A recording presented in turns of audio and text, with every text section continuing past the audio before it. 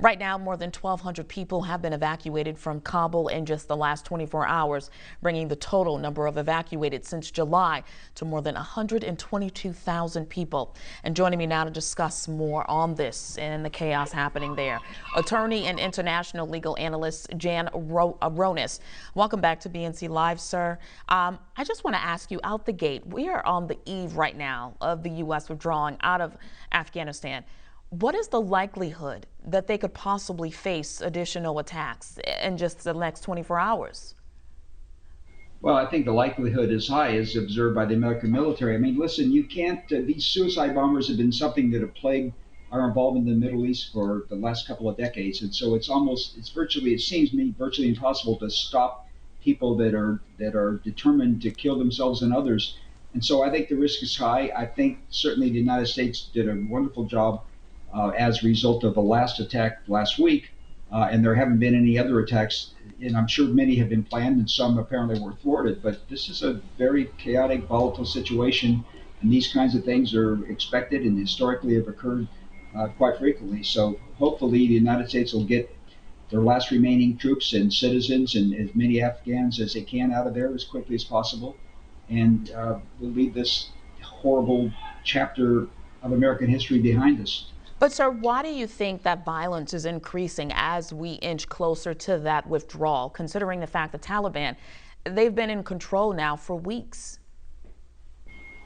Well, they're certainly in charge, but they very well may not be in control, and those are two different concepts. I mean, there are a lot of disparate groups in Afghanistan vying for power, not just the Taliban, but other groups that have different names, names that we had never even heard of before. And so this is only the beginning. This is the end for us, but it's the beginning for the Afghan people, because I suspect this turmoil and these various groups are going to vie for power for many, many, many years. And it looks to me like it's going to be a horrible situation, which could result in a continuing civil war there. So certainly the future does not look good for Afghanistan. I hope that I'm incorrect, but.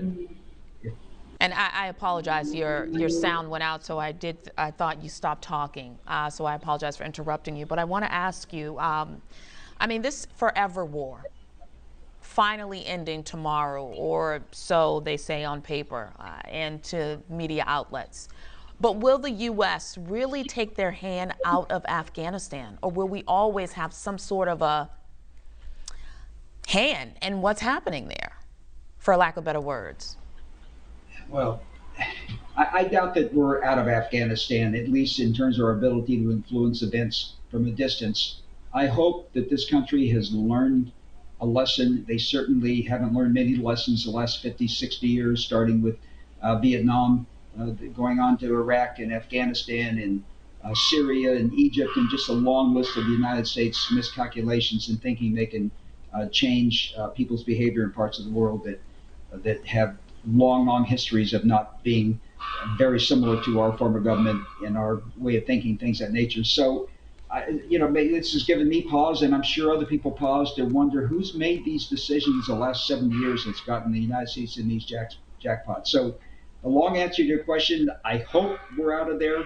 I'm sure that we'll have some influence that will try to wield, because a vacuum is certainly going to set in. Russia's going to try to exploit it, and China's going to try to exploit it, and Iran's going to try to exploit it. But I think by and large, we're just going to have to quit engaging in these foolish, senseless wars, never-ending wars, and going to have to learn a lesson going forward from this, as sad as it is to, quite frankly, abandon the people of Afghanistan to a war that could never have been won. So, sir, what is the takeaway from this? Was this a failed attempt? I mean, was there any upside with us going to Afghanistan, especially after we had already captured and killed Osama bin Laden?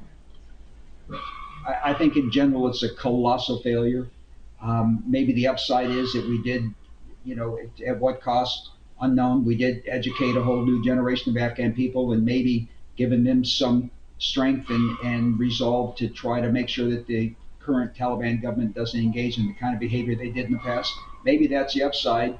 If there is an upside, quite frankly, the entire war was a downside, characterized by a lot of bravery of American forces, but we should have gone in for the mission to pummel these forces that attacked the United States in 9/11 and finished that job and gotten out of there, and if they reasserted their ugly heads and pummel them again. But to engage in a 20-year endless war at the cost of trillions of dollars and thousands of American lives and American goodwill was just a colossal mistake, in my opinion. Yeah, and the way it ends, so close to that 20-year mark since 9/11, it just brings back so many painful memories, especially for people who Sure. lost loved ones.